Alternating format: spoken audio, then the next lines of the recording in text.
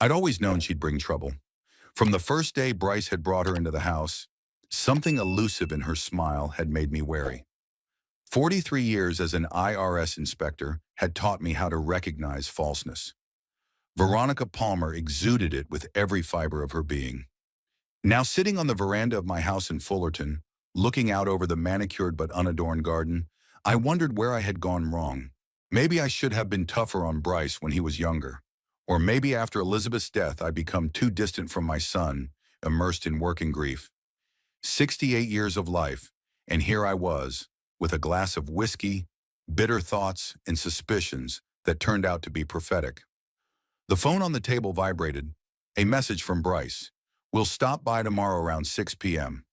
Nikki wants to discuss plans for the summer." Nikki. She insisted everyone call her that, even though her paperwork listed her as Veronica. Small manipulations were her specialty. "Nikki sounds friendlier," she said when I met her. I kept silent then, but I thought, why a friendly name for a person with such cold eyes? Our first serious conflict came at the engagement party. Bryce had announced it suddenly after only 3 months of dating. We were sitting at Lounge City, a fancy place Veronica had chosen. The prices were 3 times the usual, and the portions were half the size. "We've decided to get married," Bryce said then, holding Veronica's hand. His eyes glistened with excitement, like a child seeing the ocean for the first time. Veronica smiled that same smile, a perfect, rehearsed smile that didn't affect her eyes. "It's, unexpected," was all I could squeeze out. "Sonanim, you've only known each other for a short time. When you know, you know." Veronica cut me off. "Don't you, darling?" Bryce nodded like a dummy. "Mr. Abbott," she continued, leaning across the table toward me. "I understand your caution, but I love your son, and I will make him happy." I stared at my $80 steak, which tasted like cardboard, and thought about Elizabeth. What would she say? My late wife had an amazing intuition for people. "Of course," I finally answered. "If you love each other, just take your time." But they were in a hurry. The wedding was 2 months later, a modest one at Veronica's insistence, which surprised me. Later I realized she didn't want to draw attention to her past. No relatives on her side, just a couple of friends who kept aloof and disappeared right after the ceremony. Elizabeth had died of cancer 3 years before. Pancreatic cancer was a ruthless killer, giving no time to say goodbye. She complained of stomach pain in the morning, and 5 months later I was standing at her grave, not knowing how to move on with my life. Bryce was already in college at the time. He came to the funeral, held his ground but quickly returned to his studies. I didn't blame him. It's hard to face death at 22. My son had always been soft, malleable. Elizabeth used to say, "He's like water. He takes the shape of the vessel into which he's poured." As a child, this trait seemed endearing. In adulthood, it turned into a weakness. Veronica quickly found in him the perfect vessel. After the wedding, I tried to establish a relationship with my daughter-in-law, invited them to dinners, took an interest in her work in a travel agency, even helped with tax returns in the first year. That's when the first serious suspicions arose. "Veronica, these travel expenses, they seem excessive for a tax deduction," I remarked as I looked through her paperwork. She sat across from me at the kitchen table, tapping her long fingernails on the countertop. "These are work trips," she shrugged. "I have to know the resorts I offer clients. But spa treatments, dinners at Michelin-starred restaurants? Part of the job," she cut off. "If you're not comfortable helping, I'll find another consultant." I signed the declaration, not because of her, because of Bryce, who looked at me pleadingly, but a warning. Be careful. The IRS isn't as lenient as I am. She laughed and patted my hand. "Don't worry, Daddy. I always know what I'm doing." Daddy! That address made my teeth clench. 5 years into their marriage, I'd never gotten used to it. Gradually, the visits became less frequent. Bryce called more and more in a hurry, speaking sloppily, as if someone was standing next to him, controlling every word. When they did come, Veronica dominated the conversation, talking about her clients, her travels, her plans. Bryce nodded and smiled, inserting the occasional comment. I was noticing a change in my son. New clothes, too expensive and not his style. New phrases, as if memorized from glossy magazines. New ambitions, not his own, but imposed. My son, who used to work as a school history teacher, suddenly started talking about the private practice of tutoring children of rich parents. But you always wanted to work in a regular school, I reminded him during a rare private meeting. Veronica was away for the weekend with her friends, and Bryce showed up on my doorstep with a six-pack of beer. Times are changing, Dad. He leaned back on the couch, looking both relaxed and tense at the same time. There's more money in the private sector. Do you need the money? I asked bluntly. I can help. No, no. He shook his head too quickly. We're getting by. It's just, Nikki has big plans. What kind of plans? A bigger house, maybe a better neighborhood.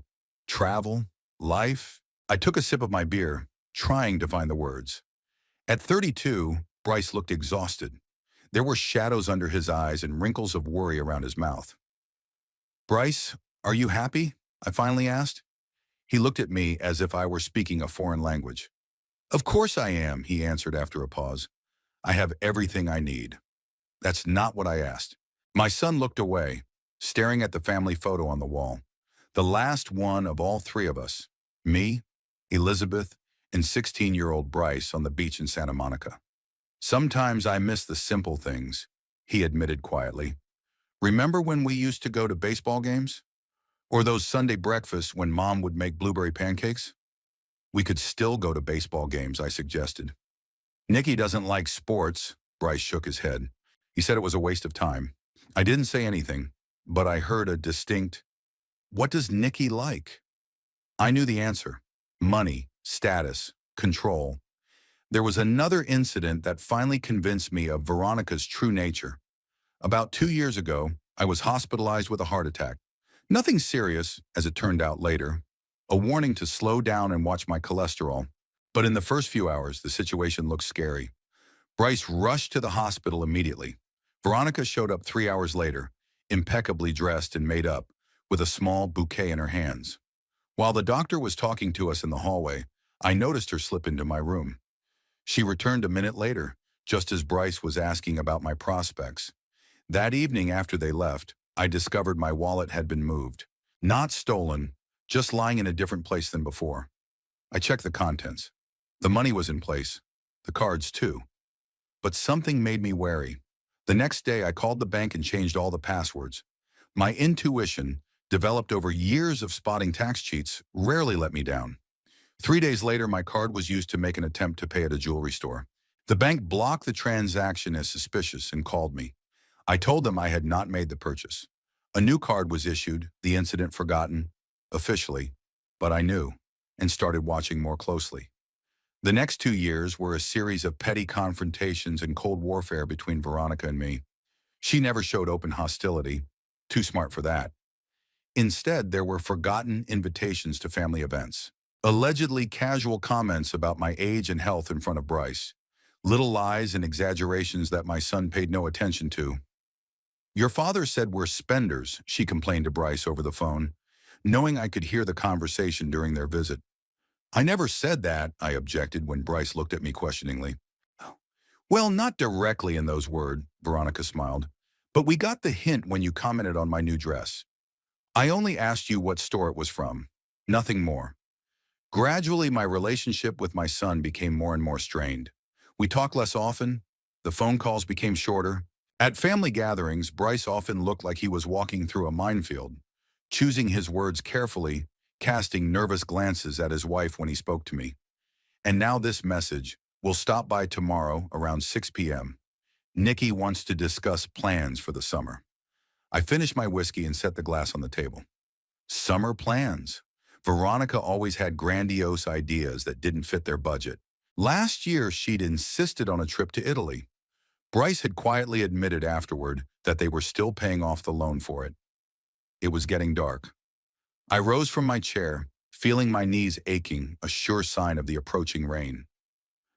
43 years behind a tax collector's desk hadn't done my body any favors, but my mind remained sharp, perhaps even too sharp. I walked into the house, checking the locks before going to bed, a habit left over from Elizabeth's death. Back then, the emptiness of the house was deafening, and I created rituals to fill the evenings. Tomorrow I'll find out what Veronica's up to, and I'll be ready. After all, I've spent a lifetime identifying schemes and frauds. My sister-in-law may think I'm an old man out of my mind, but she's wrong. Some skills don't rust with age, especially the ability to see through people. The first signal was a notification from the bank. It arrived on my phone Wednesday morning while I was having breakfast on the veranda. Oatmeal, toast with peanut butter, black coffee, the same diet I'd had for the past 15 years. I was browsing the news when the phone rang softly. Confirmed transaction, $1 funds availability check, Royal Caribbean Cruises. I slowly set aside my toast. A cruise company? I'd never booked a cruise. Seasickness is one of the few weaknesses I admit openly. This was a test transaction.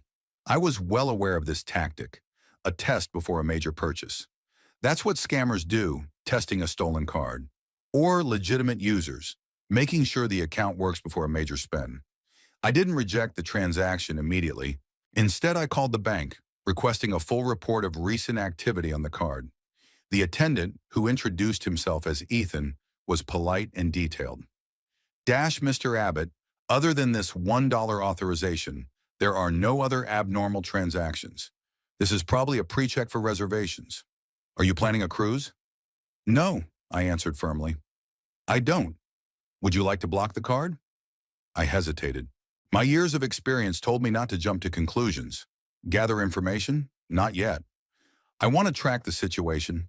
Can you tell me from which device this transaction was initiated? Unfortunately, this information is confidential. Professionally denied, Ethan. But if you suspect fraud, we can start an investigation. No, wait, I stopped him. Let's do it another way. Don't block the card, but set up a notification of any attempted payments over $100. And I want information on when and where this card was first used to access the cruise company. Ethan hesitated a bit, but agreed. The advantage of gray hair and a calm, confident voice. People often go along to get along, even if it slightly violates protocol. After the call, I set aside my breakfast and headed to my office. Unlike most retirees, I hadn't abandoned technology. My job at the IRS required constant training in new systems, and the habit remained. The computer turned on with a quiet hum. I opened my email, then my online banking. The login was logged in last night at 21:32. I remembered exactly what time I'd been watching a rerun of an old detective show and hadn't logged into the banking app. Someone had used my data, but was smart enough not to change passwords or settings. I leaned back in my chair, putting the puzzle pieces together. Veronica and Bryce had come over for dinner 4 days ago Saturday. I made steak and potato gratin a rare culinary adventure. Veronica complimented my efforts with that special condescension reserved for old people trying to appear helpful. During dessert, I felt tired. Nothing unusual for a man of my years after a heavy dinner and a glass of wine. I excused myself and took a nap in the chair while he and Bryce cleared the table. I woke up to the sound of Veronica laughing as she showed Bryce something on her phone. "Did you sleep well, Daddy?" she asked with a smile, putting her phone away in her purse. At that moment, I didn't pay much attention to the gesture or to the fact that my credit card was on the dresser by the front door and not in my wallet. I always pulled it out before they arrived. Bryce sometimes forgot his, and I insisted on paying for groceries if they stopped at the store on the way in. But now the picture was coming together. I opened my desk drawer and pulled out a notebook, an old-fashioned one with a spring on top. Writing down thoughts on paper is another habit not lost over the years. Digital notes could be hacked. The paper in my desk could not. I began to draw up a timeline of events. Saturday's visit. My nap from about 7 to 8:30 in the evening. Veronica's cell phone in her hands. My map on the dresser, in range. And now, 4 days later, a trial transaction from the cruise company. Veronica worked for a travel agency called Exclusive Travel. She specialized in luxury travel for wealthy clients. Cruises were her skate. She often bragged about her connections with cruise line managers.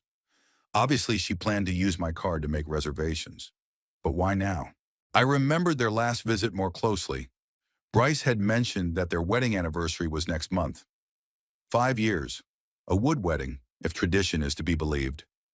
Veronica rolled her eyes gracefully then. Wood? How primitive.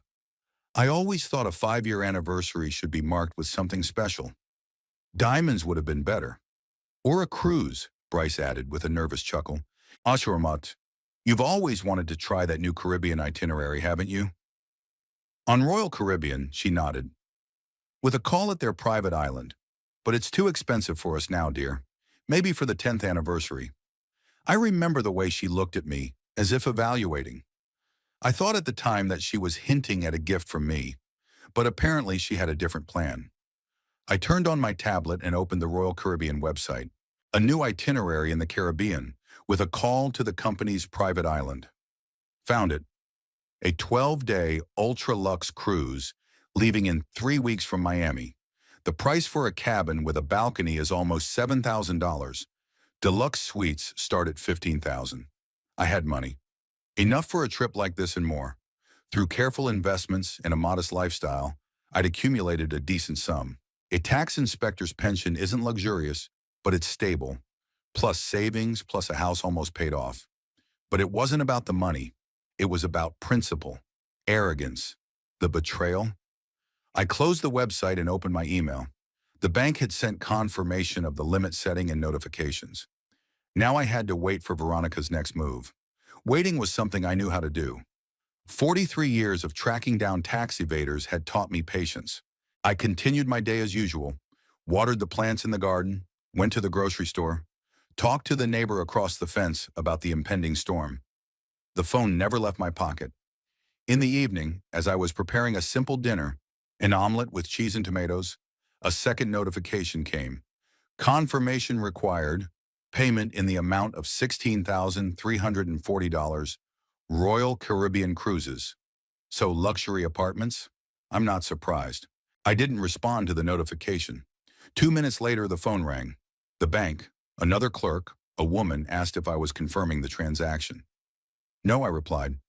It's not my purchase. I understand, sir. We'll block the transaction and the card.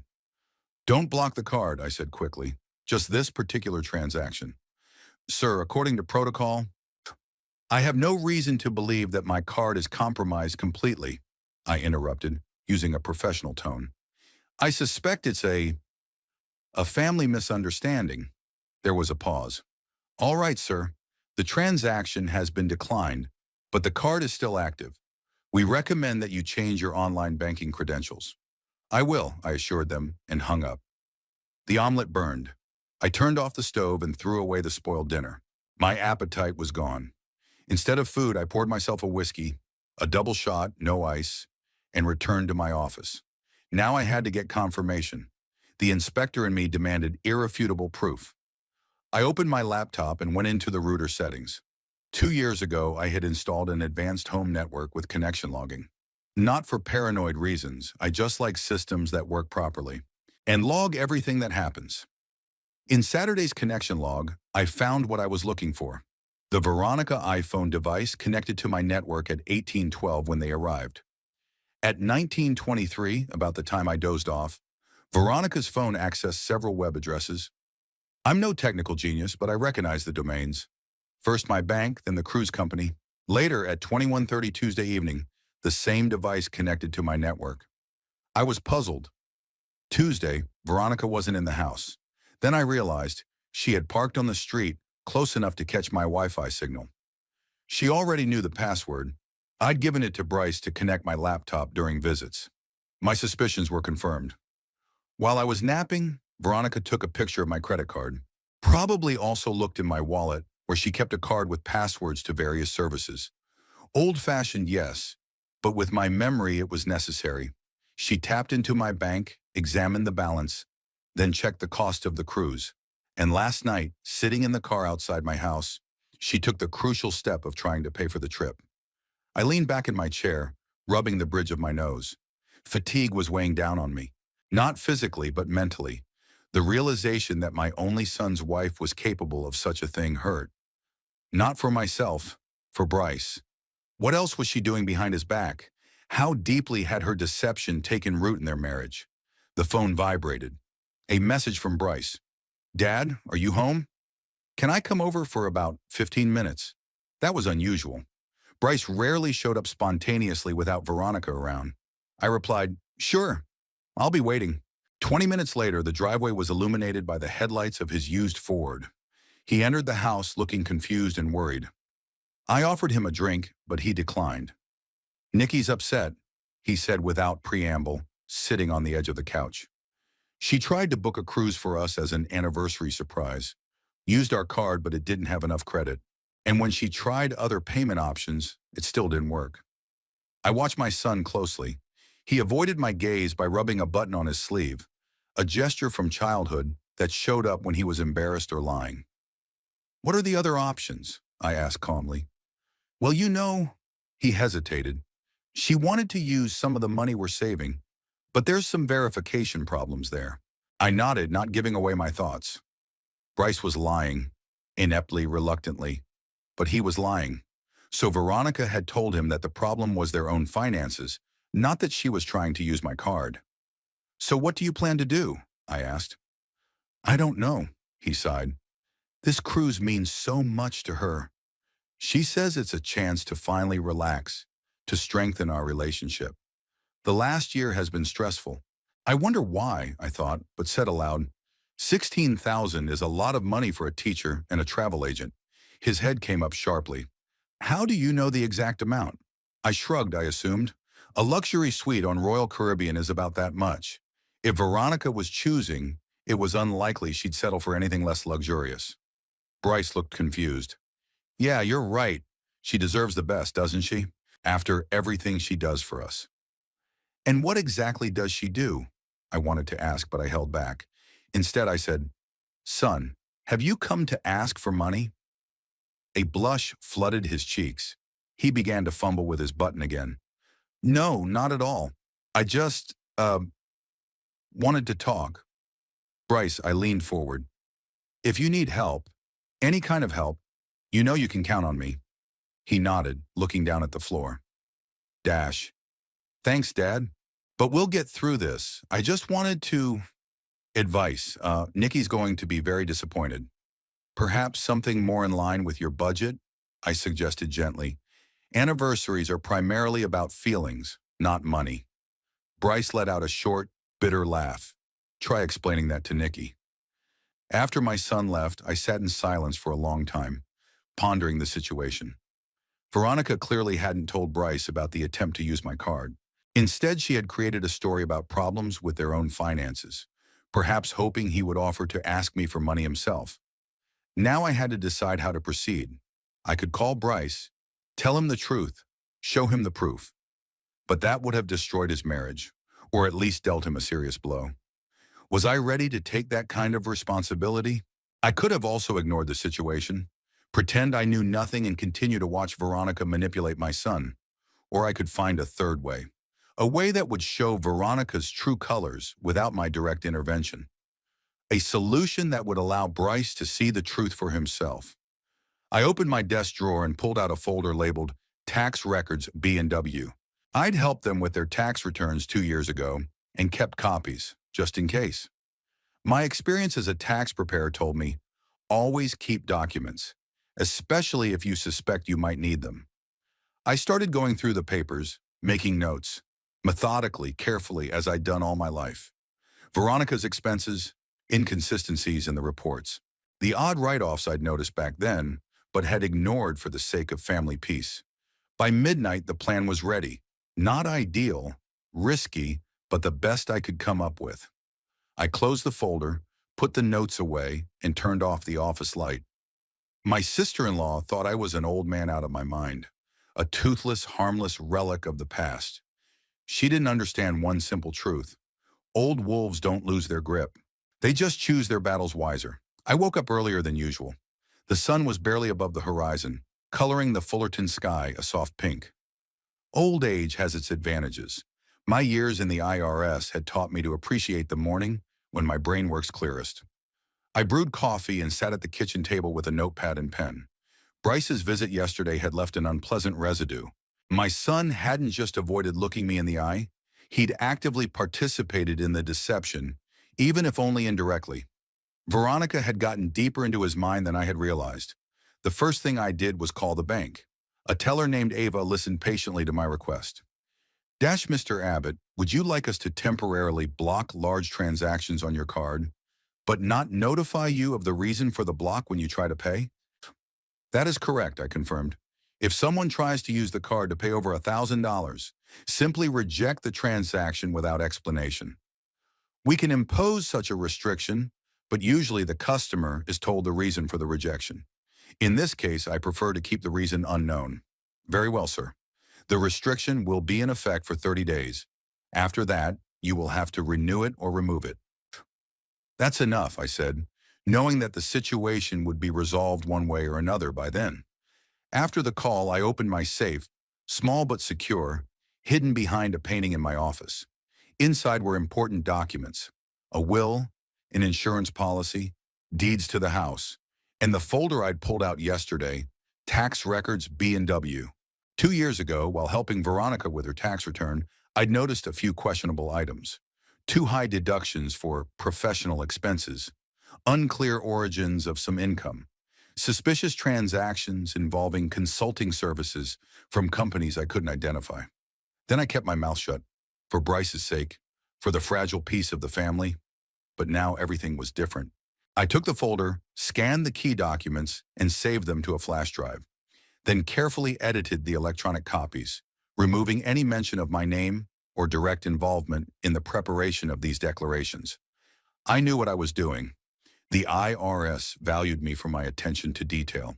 The next step was to draft an anonymous letter to the IRS. I was careful to use general phrases. Please be advised of possible discrepancies in Veronica Abbott's, née Palmer, tax returns for the past 3 years.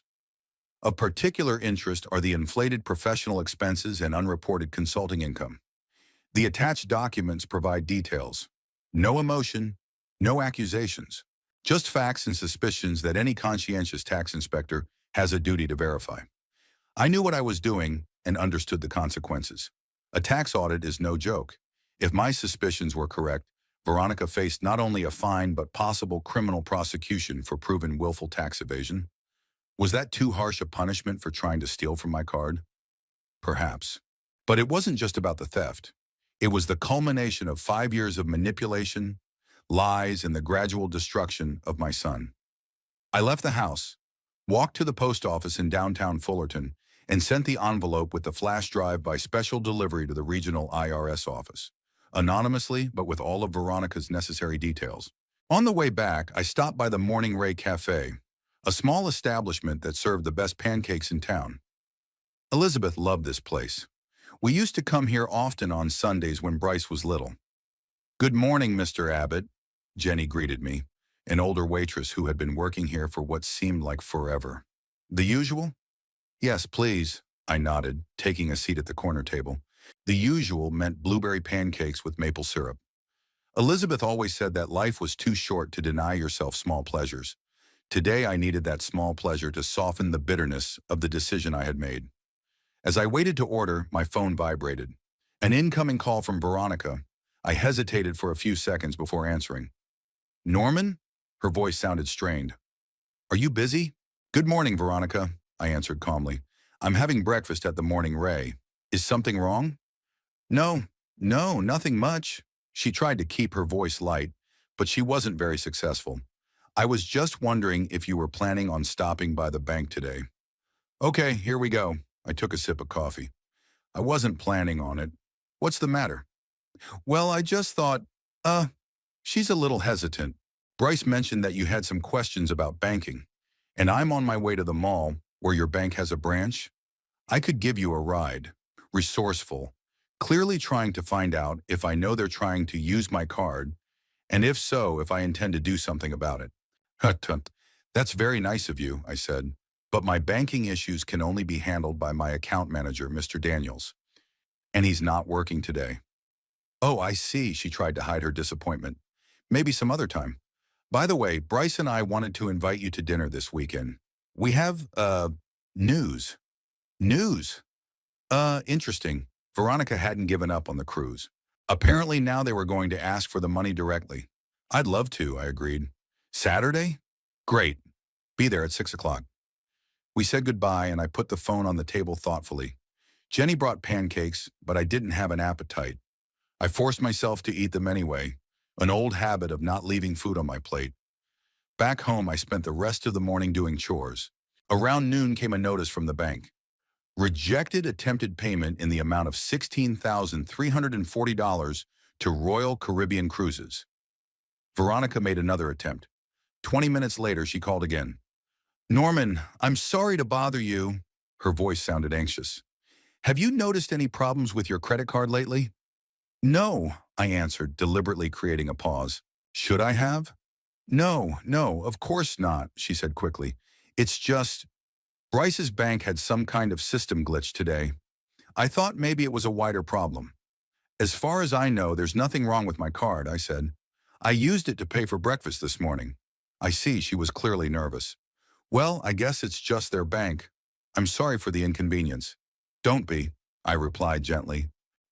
Hopefully Bryce's problems would be resolved quickly. After that conversation, I could almost physically feel Veronica's panic. She was trying to figure out what was going on. The transaction was declined without explanation. My card works for small purchases, but not for a large amount. I showed no sign of being aware of her actions. She was confused, and that was just the beginning. In the afternoon, I tackled the garden. Physical labor always helped me clear my head. I was trimming the hedge when I saw Bryce's car pull into the driveway. Alone, without Veronica. Hey, Dad, he looked worried. Need any help? I'm handling it. I put down the garden shears. Something wrong? Bryce shifted from foot to foot, hesitant to start a conversation. Nikki's upset, he said finally. This cruise. Anyway, we're having trouble paying for it. It's not working out. I'm sorry to hear that. I gave him a look of genuine sympathy. Technical difficulties? Not exactly. He was clearly uncomfortable.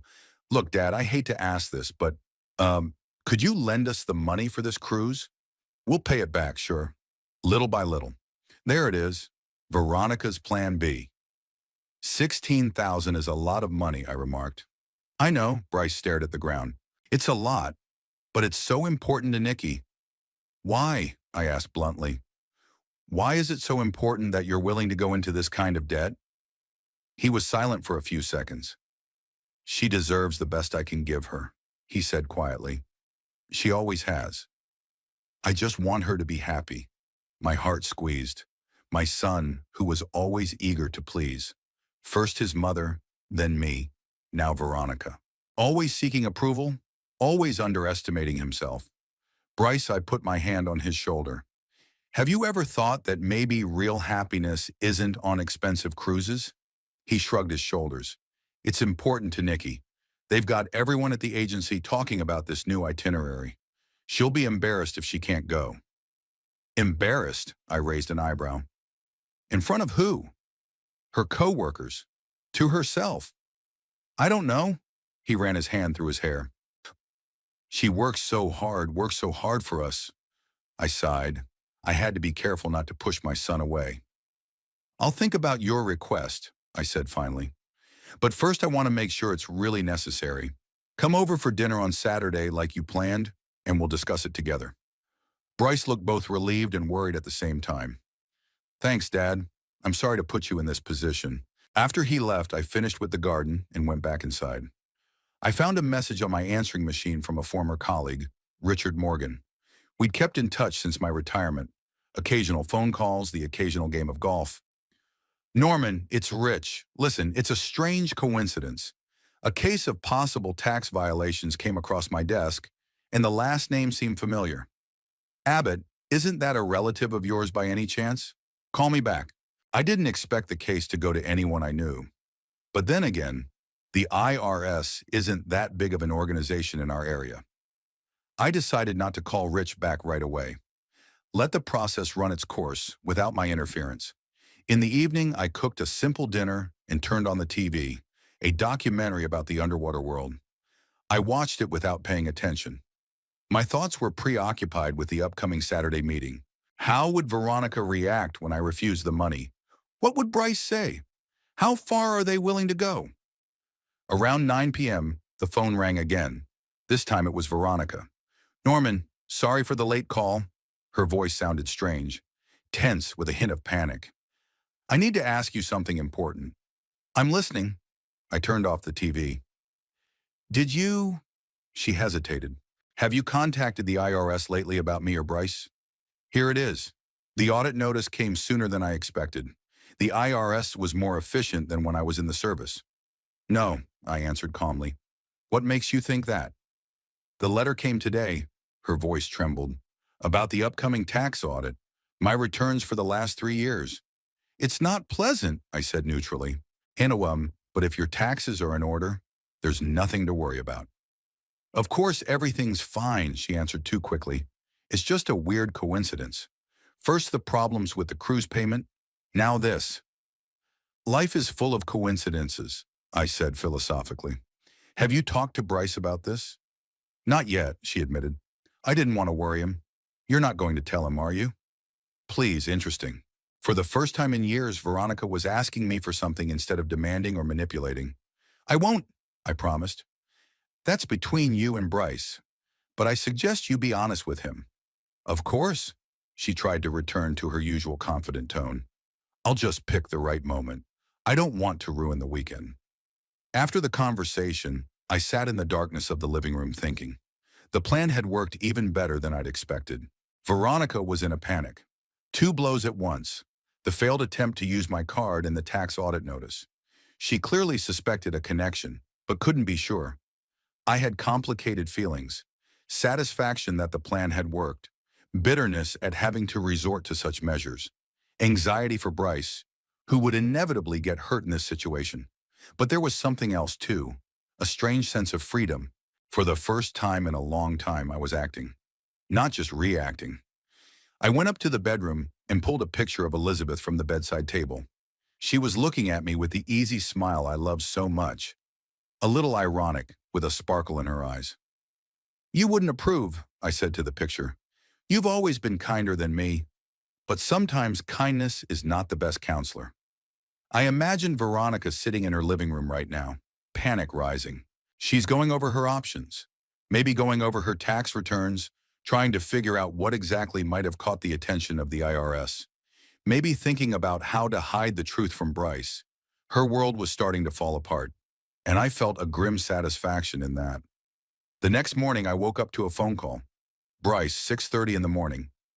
Unusually early for him. Dad, sorry for the early call. His voice sounded worried. Hasonom, we're in trouble. Nikki got a tax audit notice yesterday. She was up all night going through the paperwork. She says it's some kind of mistake. The IRS rarely makes mistakes, son, I said, sitting up in bed. If they initiated an audit, there must be a reason. But this is so weird. Right now, when we're having trouble paying for the cruise.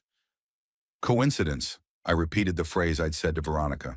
Maybe, he didn't sound convinced. Look, about Saturday, Nikki says she needs to study for the test. Why don't we reschedule? Whatever suits you, I agreed easily. Tax matters do need attention. After the conversation, I made coffee and went out on the veranda. The morning was clear, cloudless. Somewhere in the distance a dog was barking, a typical Fullerton morning. The phone rang again. This time it was Rich Morgan. Norman, did you get my message? He asked without preamble. I did, but I didn't get a chance to call back. What happened? Didn't you mention that your sister-in-law, Veronica Palmer Abbott, works for Exclusive Travel? I may have mentioned it, I said evasively. What is it, Rich? We received an anonymous tip about possible irregularities in her tax returns. I took the case when I saw the last name. Thought maybe you knew about it. No, I tried to sound surprised. Is it serious? Based on the preliminary analysis, yes. Excessive business expenses, unrecorded income, schemes with fictitious consultations. If even half of it checks out, she could face a hefty fine, possibly even a criminal case. That's it, I paused. Well, the law is the law. Yes, but it could affect your son too, if they filed a joint declaration. I see, I said. Thanks for the warning, Rich. After that conversation, I sat on the veranda for a long time. The sun was rising higher and higher, and it was going to be a hot day. I imagined Veronica scrambling around the house, trying to find a way out, how her panic was growing, how she was beginning to realize that the ground was slipping from under her feet. I felt a prick of conscience, but quickly suppressed it. She chose this path on her own. First, she tried to steal from my card. Then she manipulated Bryce to get the money. And apparently, she'd been cheating the IRS for years. Payback was coming, and I had no regrets. 3 days passed in silence. Bryce didn't call, and neither did Veronica. I stayed out of it, letting events take their course. My part of the job was done. The tax machine was up and running. The cruise payment was blocked. Now all that was left to do was wait for the consequences. On Saturday around 5 p.m., as I was trimming the rose bushes in the garden, Bryce's car swerved into the driveway. He jumped out of it without turning off the engine and came toward me with wide strides. His face was contorted with anger, an expression I'd seen on him perhaps only in his teens. "It's you, isn't it?" he blurted out instead of greeting. "You're the one who ratted Nikki out to the IRS?" I straightened slowly, putting the garden shears aside. I hadn't expected the confrontation to happen so soon and so violently. "Hello, Bryce," I said calmly. "Why don't we go inside? Answer the question." He was almost shouting, which hadn't happened in years. "You filed a complaint with the IRS, right?" The neighbor across the street, Mrs. Greenwood, who was watering her flowers, turned around at the noise. I nodded, letting her know it was all right, and gestured for my son to come inside. "We'd better talk inside," I insisted. Bryce followed me, still seething with rage. In the living room, I motioned for him to sit down, but he remained standing with his arms crossed over his chest. "I'm waiting for an answer," he said, quieter but still with obvious hostility. "What makes you think it's me?" I asked, sinking into my chair. My old knees no longer allowed me to stand for long periods of time in tense situations. "Because it's too much of a coincidence." Bryce started pacing around the room. First the problems with paying for the cruise, then the tax audit. And Nikki's friend at the IRS says the complaint was anonymous, but drafted professionally, as if by an insider. Who else could have done it but you, a former tax inspector? I was silent, pondering my answer. I hadn't expected Veronica to have acquaintances in the tax office. But it made sense. People like her always make useful connections. "Sit down, please," I said at last. "You'll never know the truth if you yell." To my surprise, Bryce obeyed. He sank heavily onto the couch, suddenly looking exhausted. "Veronica's hysterical," he said quietly. "She says you're the one trying to ruin our marriage, that you've always hated her." "I don't hate Veronica," I replied, choosing my words carefully. "But I have reasons not to trust her." "What kind of reasons?" he snorted. "The fact that she tried to book us a cruise? Is it a crime to want to give us a gift? And how did she plan to pay for this gift?" I asked bluntly. Bryce looked away. "She had money set aside. Commissions from the job. $16,340, I clarified. "That's how much the deluxe suites on this cruise cost, right?" His eyes widened. "How do you know the exact amount?" Moment of truth. I could lie, say I found the information on the cruise company's website, or I could have told the truth. I chose the latter. "Because your wife tried to pay for the cruise with my credit card," I said flatly. "Twice. The bank notified me of the attempted transactions." Bryce's face froze. He stared at me, unblinking, as if he didn't understand what he was hearing. "It's impossible," he whispered finally. "Nikki would never." "She took a picture of my card when I dozed off after dinner last Saturday night," I continued, "then used the data to try to make a payment. When it failed, she tried again, then sent you to ask for the money." "No," he shook his head. "You're wrong. This is some kind of misunderstanding." I stood up, walked to my desk, and pulled out the bank printouts I'd prepared in advance. I handed them to Bryce. "Here are the notices of attempted transactions. Here's an extract from the home network log showing that Veronica's phone was connecting to my Wi-Fi not only during your visit, but also later, when she was sitting in the car outside. Here's the transcript of my conversation with the bank, where I asked for large transactions to be blocked, but no notification of the reason for the denial." Bryce slowly looked through the documents. His hands were trembling slightly. He looked like a man who had just been informed of a terminal diagnosis. "You could have forged this," he said weakly, but there was no longer conviction in his voice. "Why?"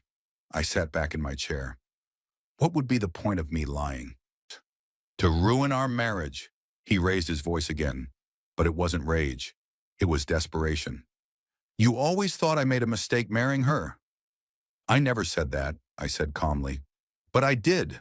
He threw the papers on the coffee table. I've seen the way you look at her, how you avoid being alone with her, how you criticize her choices, her decisions. I sighed. Maybe he was right. I never hid my doubts well enough. Bryce, I said softly, think to yourself, if I wanted to destroy your marriage, wouldn't I have done it sooner? There were plenty of opportunities in 5 years. He was silent, staring at the floor. Now answer my question, I continued. Do you really believe that your wife has never done anything questionable with her finances? That all those expensive things, traveling, restaurants, were all paid for with honestly earned money? He looked up at me with a look of struggle in his eyes. She works hard. She gets good commissions from rich clients. Good enough for a lifestyle that's several times the income of a school teacher and a travel agent. Bryce ran his hand through his hair, a gesture he'd adopted from me. He always did that when he was confused. I don't know, he finally admitted. I didn't get into the details. Nikki was handling the finances, said I didn't have the aptitude for it, and I believed it. My heart sank. Classic manipulative tactic, convince the victim of his own incompetence to gain total control. What about the tax audit? I asked, changing the subject. What exactly did they find? Bryce looked at the papers again, as if hoping to find an answer in them. I don't know exactly. Nikki wouldn't show me the paperwork. Said it was a misunderstanding, that she could handle it on her own. And you didn't insist on finding out the details? It's about your joint taxes, Bryce. If there are penalties, you'll both have to pay. He shook his head. We file separate returns. Nikki insisted on it from the beginning. Said it was easier because of her business expenses. It was interesting. Separate returns could protect Bryce from direct liability for Veronica's machinations, but also indicated that she'd originally planned financial schemes he shouldn't have known about. I didn't file a complaint with the IRS, I finally said. Technically, that was true. I hadn't filed a formal complaint, just anonymously passed on the information. But I'm not surprised someone did. Veronica isn't the most careful person. Maybe she hurt someone's interests, or just attracted attention with her lifestyle. Bryce looked at me carefully, trying to determine if I was telling the truth. I held his gaze. In my years at the IRS, I've learned to hide my thoughts when necessary. I don't know what to believe, he said finally. Nikki says one thing, you say another. These documents, they could mean anything. Then check it out for yourself, I suggested. Call the bank. Ask about any attempted transactions on my card. Check Veronica's tax returns for the last few years. Ask her direct questions and watch her reaction. He lowered his gaze to the papers again. And if you're right, if she really is, what should I do then? There was such desperation in his voice that I couldn't help but go over and hug him like I'd done when I was a kid. But we'd outgrown such displays of affection long ago. It's up to you, I said. I can only advise, don't jump to conclusions, neither one way nor the other. Gather the facts. Think about it. And remember, no matter what happens, I'm on your side. Bryce nodded, stood up, and headed for the door. At the threshold, he stopped. She said you had reasons to get back at her, that you fought over the money my grandmother left me. I raised my eyebrows in surprise. What money? Your grandmother left you her stamp collection and her cookbooks. The only thing of value she had was a house in Pasadena, and it was sold while she was still alive to pay for a nursing home. Bryce looked confused. But Nikki said, she said that you hid part of the inheritance, that legally half of it was supposed to go to me, but you took it all for yourself. I shook my head, feeling the anger growing inside. Not at my son, at Veronica, at that brazen lie. It's completely untrue. I could show you my mother's will, the court documents about the distribution of property. Everything was transparent. He nodded without looking at me. I need to think about all this. After he left, I sat in the chair for a long time thinking. The plan was working, but the price was high. Bryce looked broken. I had hurt him, albeit with the intention of protecting him from more pain in the future. Had I been right, or had I selfishly interfered in his life with my own ideas of justice?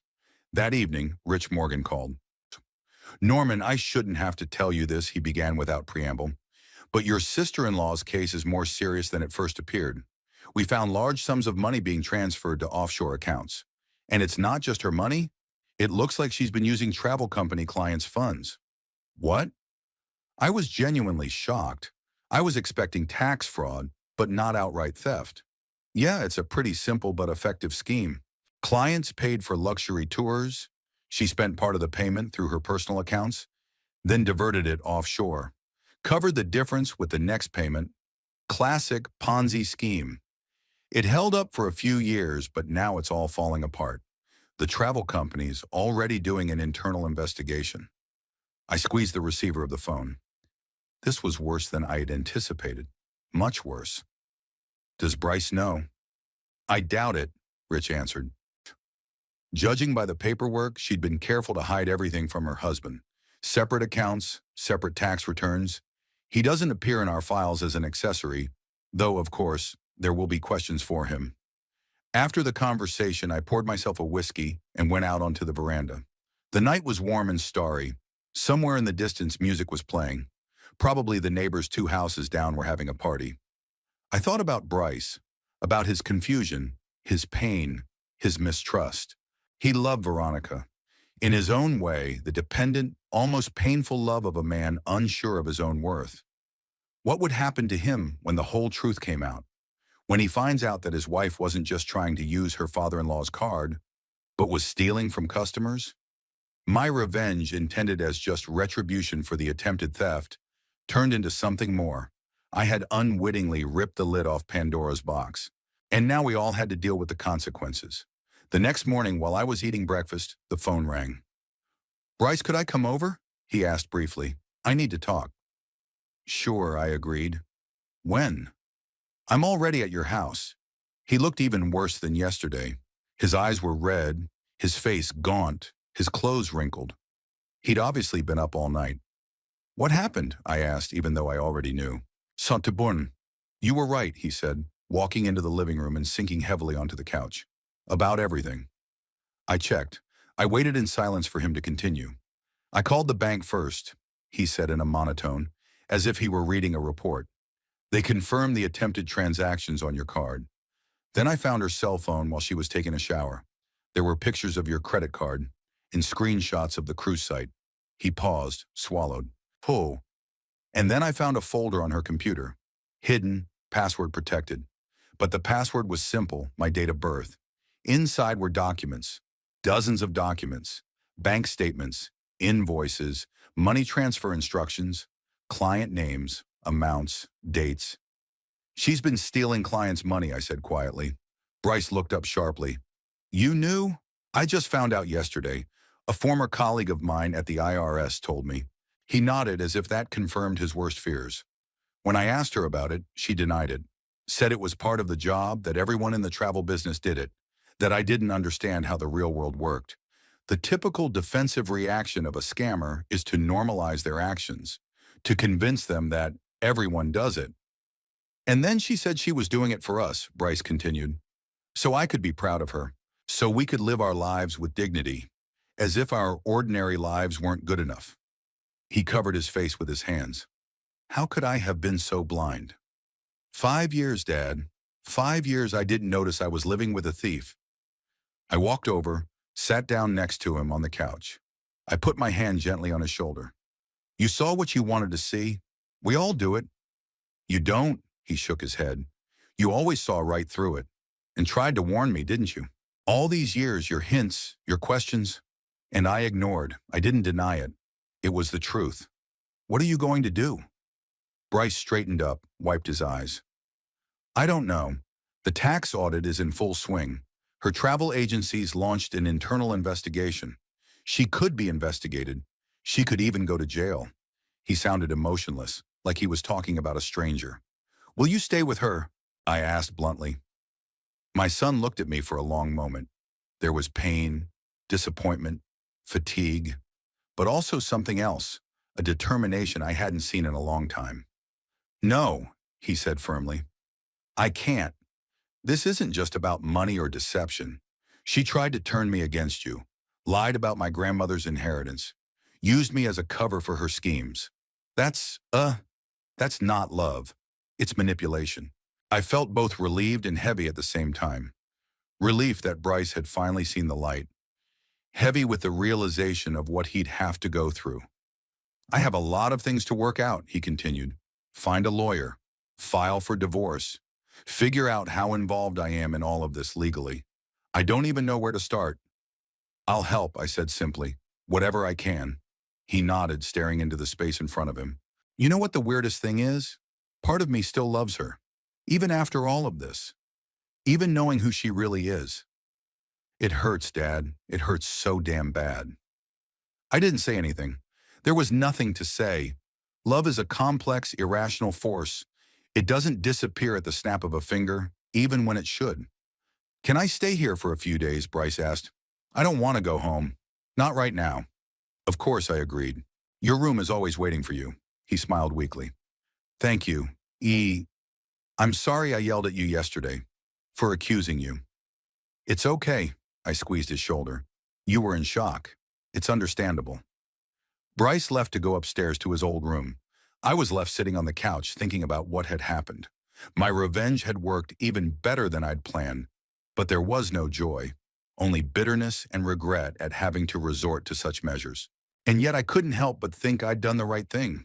Cruel, yes. Calculating, certainly. But the right thing. Bryce finally saw Veronica's true colors, and though it was a hard road ahead of him, it was a road to freedom. I walked out into the garden to the rose bushes I hadn't had time to trim yesterday. The sun was shining brightly, but I felt an inner chill. The conflict between my desire to protect my son and my desire for justice had not been resolved. Yes, I had protected Bryce from further manipulation by Veronica, but at what cost? And was I really better than her, using my own manipulation techniques to accomplish the goal? I didn't know the answer to that, and I probably never would know. Bryce stayed at my house for 3 days, quiet days filled with heavy silence. He hardly ever left his room except to eat, and even then we barely exchanged a few phrases. I didn't push. I knew he needed time to think about what had happened, to make decisions. Veronica called endlessly, first to him, then to me when he stopped answering. I ignored her calls too. What could I say to her? I'm sorry I exposed your machinations. Sorry you turned out to be a thief. I didn't like platitudes, and she didn't want to hear the truth. On the 4th day, early Tuesday morning, she showed up on my doorstep. I was just making coffee when the doorbell rang. A long, insistent ring. Standing on the porch was Veronica, impeccably dressed, as always, but with visible signs of insomnia on her face. Expensive beige suit, high-heeled shoes, hair gathered into a tight bundle. She looked like someone going to an important business meeting, or a war. I know he's here, she said instead of greeting. I need to talk to my husband. I didn't move away from the door. Bryce doesn't want to talk right now. That's not for you to decide, her eyes narrowed. You ruined my life. At least have the courage to say it to my face. I didn't ruin anyone's life, Veronica, I replied calmly. You created this situation yourself. Hypocrite, she almost spit the word out. You've been trying to turn Bryce against me for years, and now you've taken the first opportunity to strike. And for what? Over some stupid attempt to book a cruise? This isn't about the cruise. I shook my head. This is about you trying to use my card without authorization. It's about you lying to Bryce about me, about the inheritance, the fact that you've been manipulating him for years, and if the tax audit is to be believed, stealing clients' money. Her face contorted for a moment, but she quickly regained control. The IRS won't prove anything. It's standard practice in the travel business. Temporary movements of funds to streamline processes. My lawyer will explain everything. Your lawyer might explain it, I said. But will you explain it to Bryce? He saw the documents on your computer. She turned pale. He was going through my files. He was looking for the truth. And he found it. At that moment, footsteps sounded behind me. Bryce came down the stairs, attracted by the voices. He stopped a few steps from the door, looking at his wife with an expression I couldn't read, a mixture of hurt, anger, and a strange determination. Nikki, he said quietly. Bryce. She changed immediately. Her voice became softer, her shoulders slumped, her whole being radiated vulnerability. Finally, I've been so worried. You didn't answer your cell phone. You didn't come home. I know what you did, he interrupted her. Everything. Dad's card, the client money, about lying about the inheritance. She froze, then gave me a searing look. And you believed him? Your father, who always hated me? Who would do anything to destroy our marriage? I saw the proof, Nikki. Bryce spoke with the weary calm of someone who'd been through an emotional storm and found himself on the other side. Not his words, the facts, documents, your own files. I quietly stepped aside, giving them space to talk. It was their battle, not mine. But I stayed close enough to intervene if things got out of hand. Veronica paused, assessing the situation. Then her tactics changed. Okay, she said, entering the house uninvited. Let's talk, but in private, without your father. Bryce shook his head. Anything you want to say, you can say here. We don't have secrets anymore. Veronica glanced around the living room, then sank to the edge of the couch, maintaining perfect posture. Her whole posture spoke of control over herself, over the situation, over the impression she wanted to make. You don't understand how the world works, Bryce, she began calmly. I never have. All those rules, laws, regulations, they're for regular people, for the gray masses. People like your father, she gave me a scornful look. Those who spend their lives satisfied with crumbs, afraid to go beyond the boundaries of what's allowed. And you're special? Bryce asked, remaining standing. Above the law? No, just smarter. She crossed her legs, adjusting the cuff on her sleeve. I see opportunities where others see obstacles. And yes, sometimes that requires a creative approach to the rules. Creativity? Bryce grinned bitterly. Is that what they call stealing now? I didn't steal from anyone. For the first time, there was emotion in her voice. Everyone got what they paid for. The tours, the hotels, the experiences. And the fact that some of the money temporarily moved through my accounts is just good stewardship.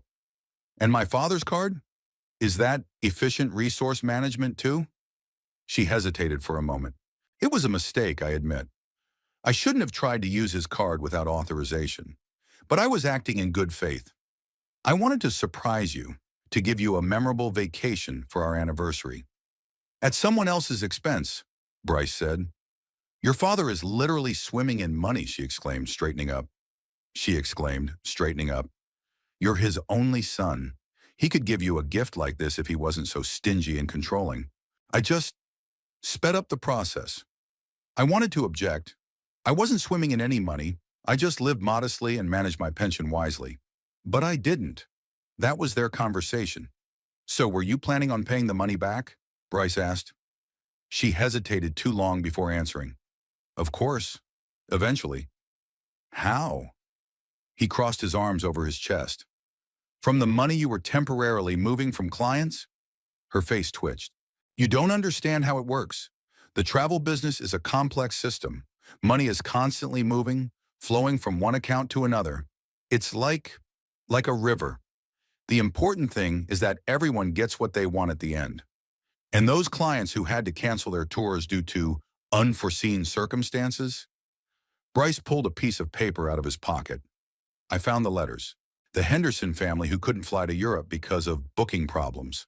A retirement club whose cruise was canceled at the last minute. Is that part of your complex system too? Veronica pressed her lips together. Things get screwed up in any business. But I always offered compensation, alternatives. After I used their money for my own needs, Bryce finished. She looked at him challengingly. Who do you think has been paying our bills all these years? Your teacher's salary? She let out a short laugh. You have no idea how much our lives cost. The house, the cars, the restaurants, the clothes, the vacation to France last summer. Do you think we could afford it, honestly? I never asked for a luxurious life, Bryce said quietly. Simple happiness was enough for me. Our happiness? Oh, please. She rolled her eyes. Don't play the saint. You've enjoyed every bit of it. The new suit for the private school interview, the vacation you've always dreamed of, the restaurant for our first anniversary. You never asked where the money came from. You were comfortable not knowing. Bryce remained silent.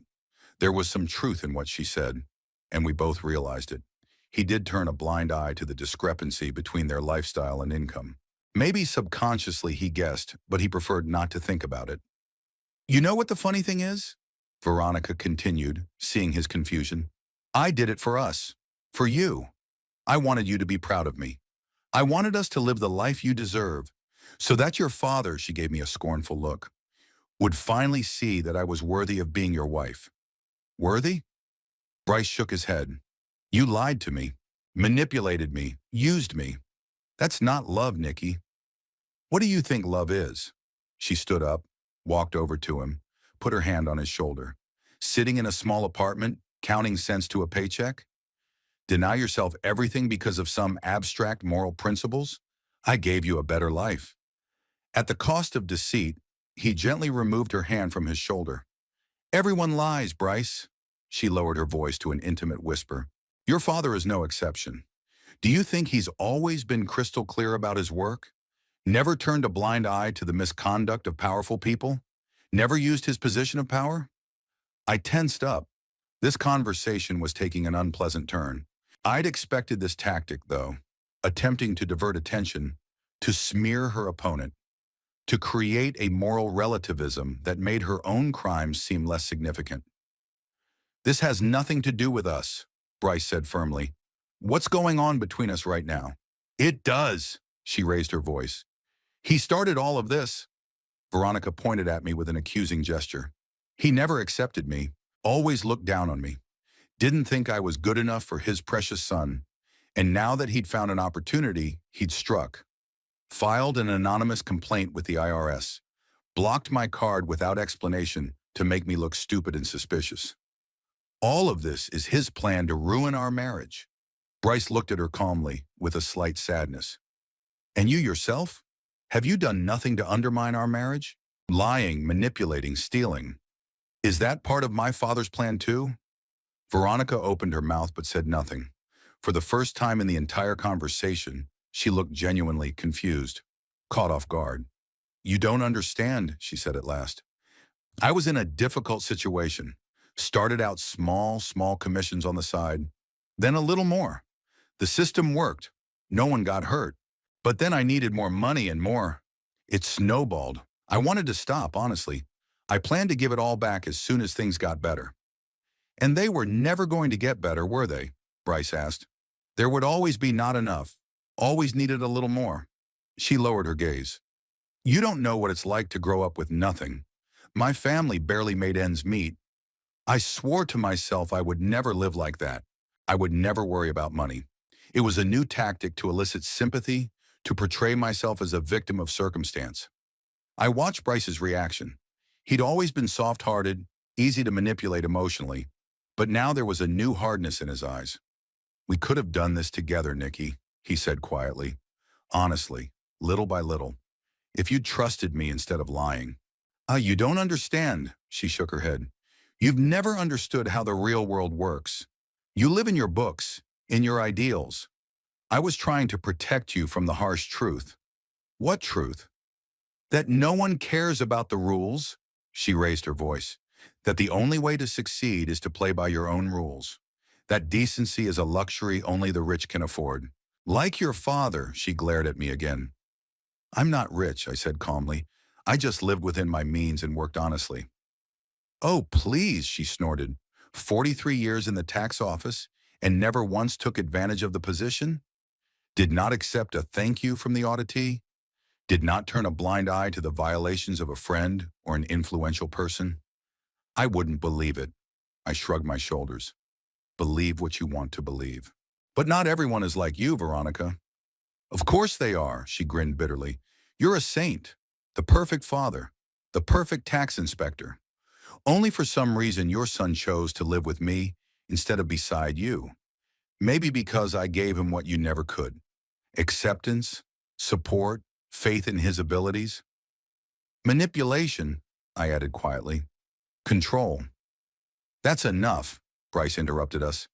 This isn't a competition between you two. And it's not about the past, it's about the present. It's about what happened. Your actions, Nikki. She turned to him, suddenly changing tactics. Her eyes filled with tears, her voice trembled. I made a mistake, she said. Several mistakes. I admit it. But isn't that what marriage is all about? Forgiveness? Supporting each other in times of need? You didn't make mistakes, Nikki. He shook his head. You knowingly lied and stole. For years. It's not a mistake, it's a choice. A lifestyle. I can change. She stepped closer, took his hands in hers. For you. For us. We can start over. I'll get an honest job. Live modestly. Just don't leave me, Bryce. Not when I need your support so badly. I saw my son hesitate. Part of him, I knew, still loved that woman. Despite everything she'd done, despite the years of lies and manipulation. Love doesn't disappear overnight, even when it should. The IRS and the police are already investigating, he finally said, gently releasing his hands. You're facing serious fraud charges. I can't stop it. And I won't lie for you. Her face changed, her tears drying instantly. So you chose a side, she said coldly. His side, as you always do. I chose the truth, Bryce corrected. For the first time in a long time. Veronica straightened, squared her shoulders. The mask of vulnerability was gone, giving way to cold fury. You're going to regret this, she said quietly. Both of you will. You think I haven't prepared?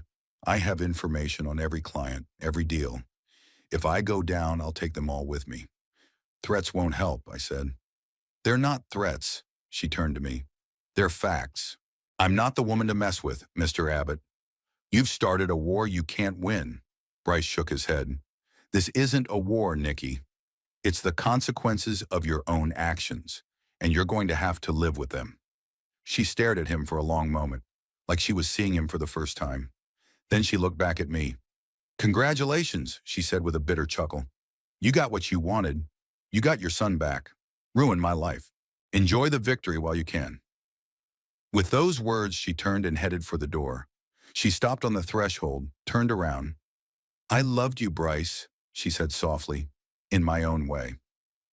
But apparently that wasn't enough. The door slammed shut. Bryce and I remained standing in the living room, plunged into a heavy silence. Through the window, I watched Veronica get into her car, make a sharp turn, and drive away. Is she really going to cause trouble? Bryce asked after a long pause. Maybe, I admitted.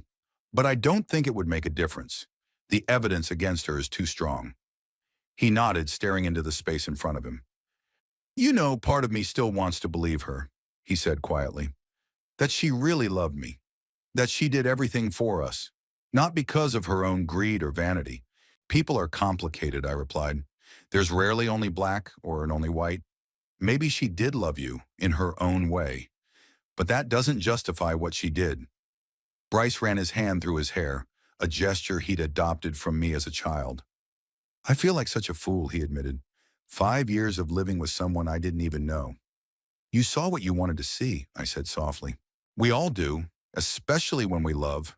He nodded, then looked at me with a new expression, a mixture of gratitude and concern. Thanks for revealing the truth, Dad. Even if the methods were questionable. I didn't say anything.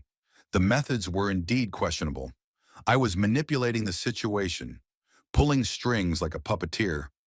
How was I better than Veronica? By acting out of good intentions? But hell, as they say, is paved with them.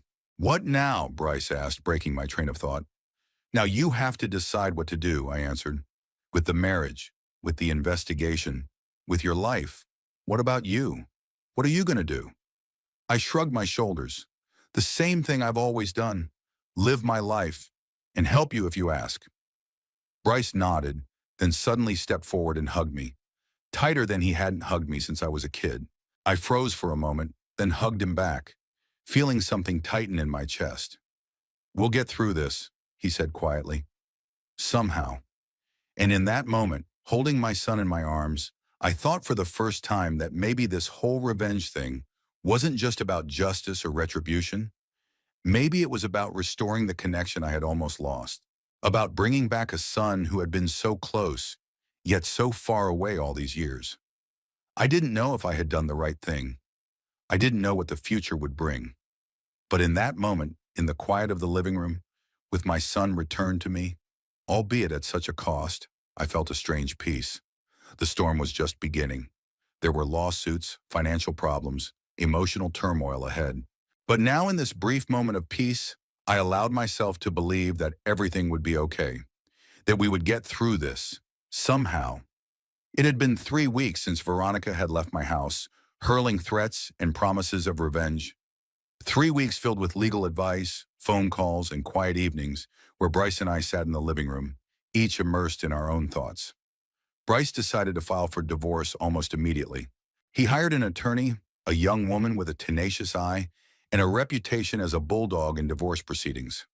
I didn't interfere with his choice, only silently paid the first installment for his services. He tried to refuse, but I insisted. In the end, it was my actions that precipitated the denouement. Ms. Courtney says the case is going to be complicated, Bryce said one evening as we ate dinner on the veranda. The September air was still warm, but it already felt like fall was approaching. Because of the investigation into Nikki's financial machinations and possible criminal charges? I nodded, plating myself another batch of roast. Cooking always calmed me down, especially during hard times. It's to be expected. Your finances are tightly intertwined, even if you filed separate tax returns. She wants half the house, Bryce continued, looking down at his plate, and the bills, and part of my pension. Says she's earned it in 5 years of marriage. What does your lawyer say?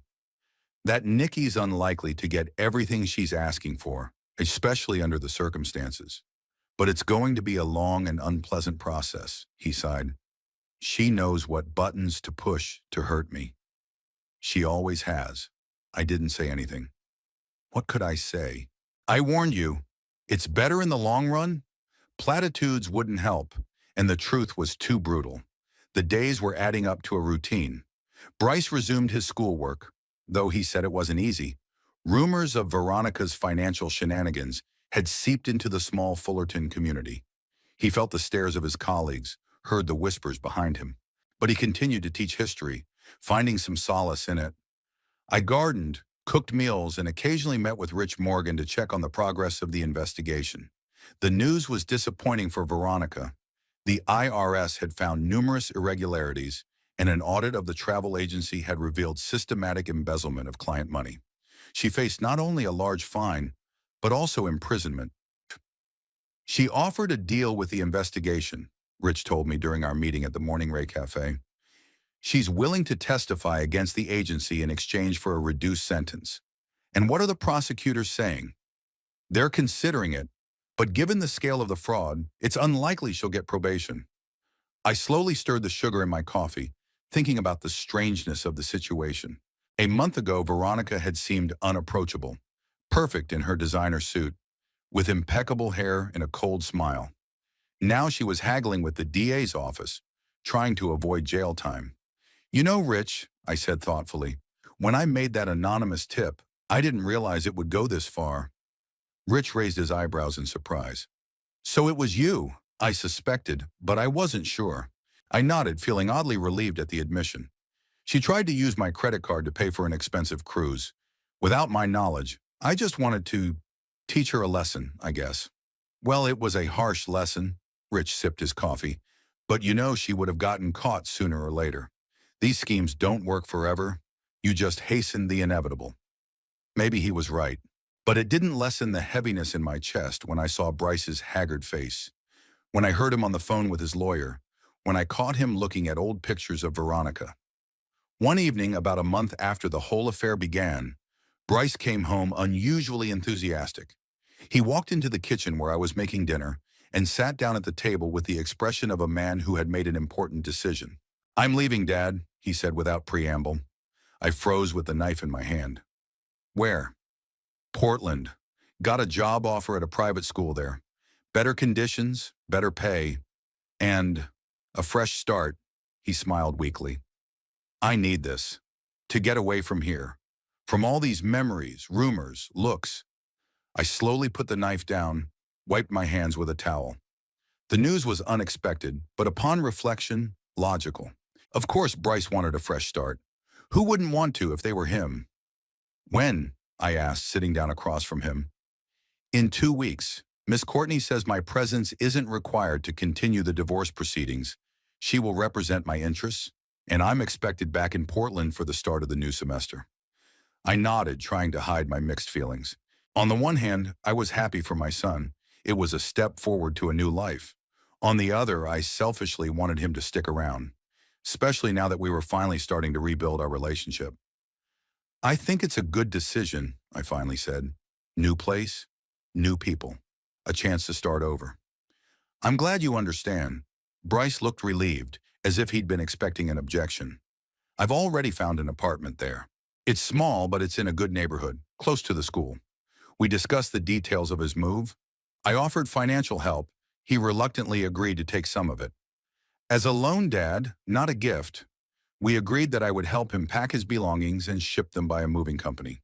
Everything was practical, logical, rational, but underneath that rationality was an emotional storm.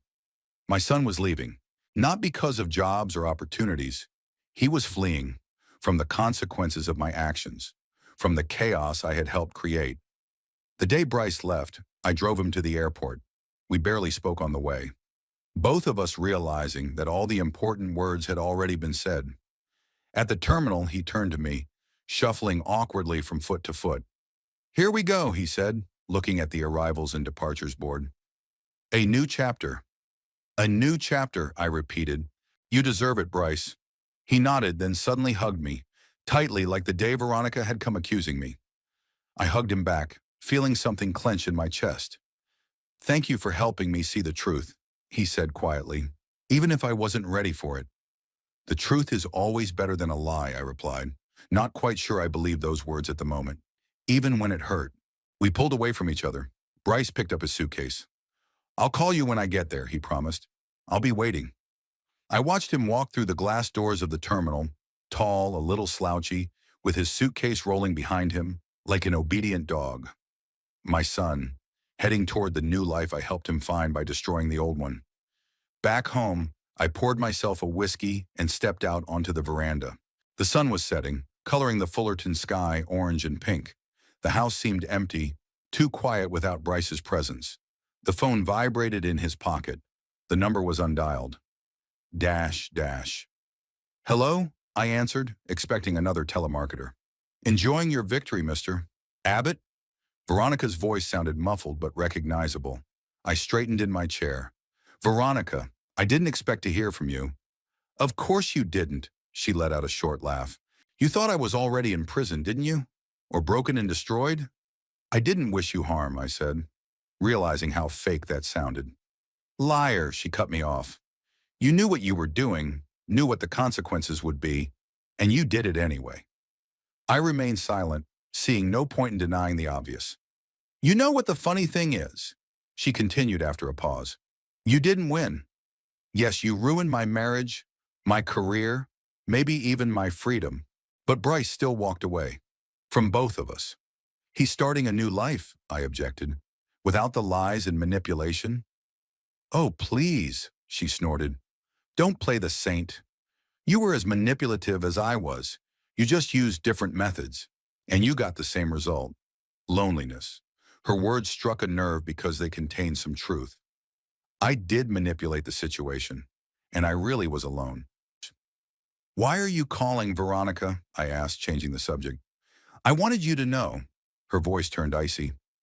"I made a deal with the prosecutor's office. I'll testify against the agency's management. I'll get the minimum sentence, maybe even probation.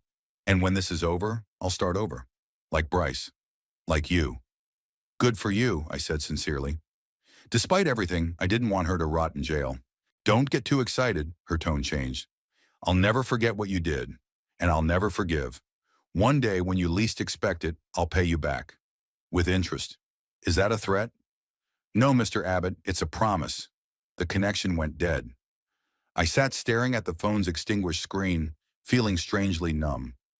Should I have been afraid? Take her threats seriously? Or was this just the last lunge of a wounded beast? I finished my whiskey, watching the last rays of the sun disappear over the horizon. The garden seemed different in the twilight. The shadows lengthened. The colors faded. The familiar shapes became alien. Bryce called late that night, as promised. A brief conversation. His flight was fine. The apartment was better than in the photos. His new co-workers seemed like nice people. "Everything's good." "Everything's great. Have you talked to Nikki?" he asked suddenly after a pause. "She called today," I admitted. She cut a deal with the DA's office. Probably going to get probation. Bryce was quiet for a moment. That's, good, I guess. I don't want to hurt her, no matter what. I know, I said softly. You've never been vindictive. Unlike you. There was a slight tension in his voice. Unlike me, I agreed. There was no point in pretending. After the conversation, I sat in the darkened living room for a long time, thinking. Revenge had been accomplished. The plan had worked even better than I'd expected. Veronica had been exposed, Bryce freed from her manipulations. I should have felt satisfaction, triumph, but instead I felt only emptiness and vague unease. My son was gone, perhaps forever. Our relationship, though restored on the surface, remained complicated, with unspoken grievances and mistrust. Veronica, despite her defeat, maintained her toughness and determination, promising revenge. And I, having achieved justice, was left alone in a quiet house with the ghosts of the past and the uncertainty of the future. Was this victory worth it? Had I paid too high a price? Had I, in trying to protect my son from a manipulator, become the same manipulator, only with different methods and goals? I didn't know the answers to these questions, and perhaps I never would. The following weeks turned into a new routine. Bryce's calls became less frequent, shorter. He was busy settling into a new life, new acquaintances, a new job. I told myself that this was normal, that it should be, that I should be happy for his independence, his ability to move on. But deep down, I missed him. Our quiet evenings, our conversations about books and history, even his awkward attempts to reconcile me with Veronica. The presence of a loved one in the house. I never heard from Veronica again, but I sometimes caught myself checking the locks twice before I went to bed, checking the car more carefully before I drove, looking around on the street as if I expected to see her watching. The rational part of me said it was paranoia, that she'd likely forget her threats once she really started a new life. But my subconscious wouldn't listen to reason. 3 months later, I received official notice that the divorce proceedings were finalized. Bryce and Veronica were no longer husband and wife. Property had been divided, financial matters settled.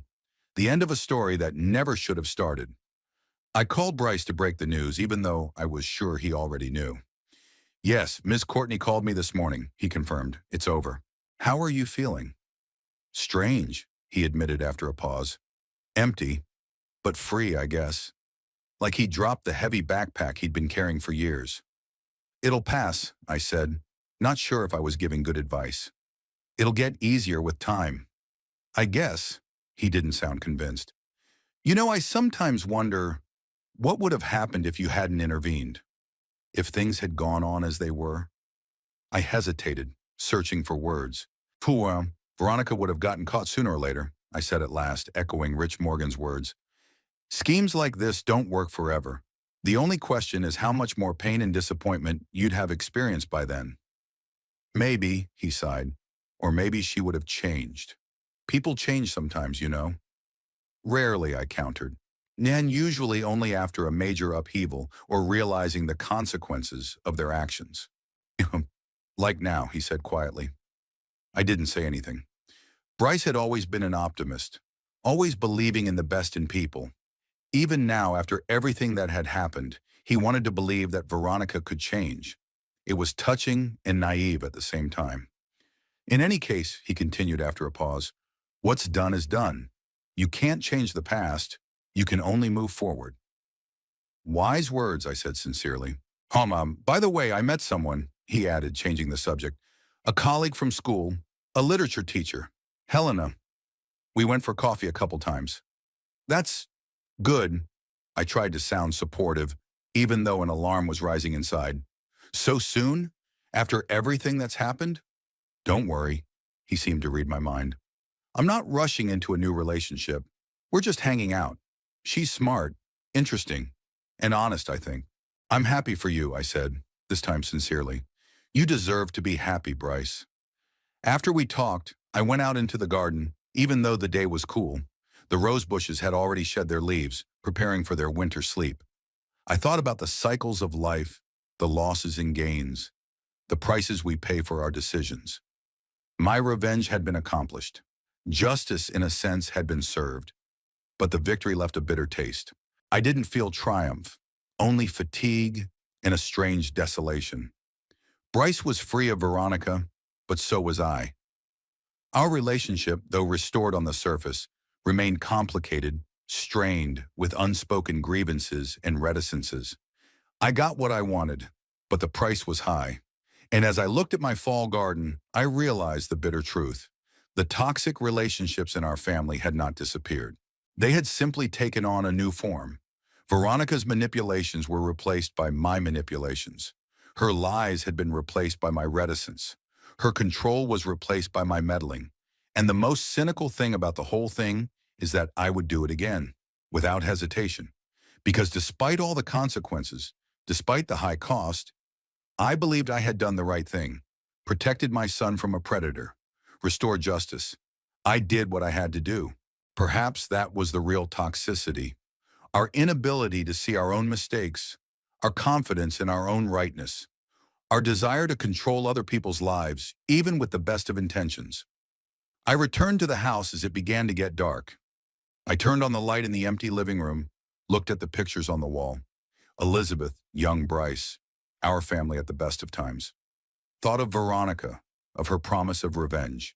About Bryce and his new acquaintance, Helena. About the cycles that repeat themselves, the mistakes we make over and over again. Thinking this time will be different. And for the first time in a long time, I felt not bitterness or contentment, but simply acceptance. Life goes on with all its complexities and contradictions.